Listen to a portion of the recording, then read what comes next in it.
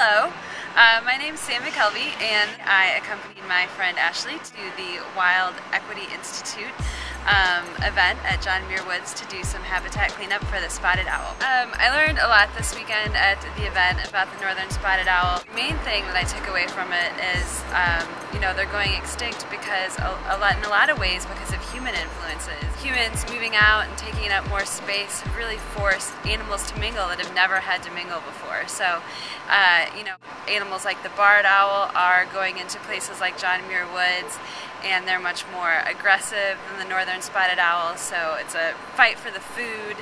Animals like the common raven, we've just seen a population explosion in John Muir Woods, and I learned this weekend that ravens will eat anything, including northern spotted owl young, and when just a few spotted owls are producing just a few more every year, that can have a big impact on the population. Another human impact can even be things like people in the surrounding areas poisoning rodents that the spotted owls eat, and then the spotted owls consume those rodents and die. The main way it affected me, and the thing that I mostly took away from it, is that there are so many people who are really dedicating so much time and so much effort to protecting endangered species. With a collective influence, we can make an impact on these issues, and it really made me want to get more involved with protecting endangered species.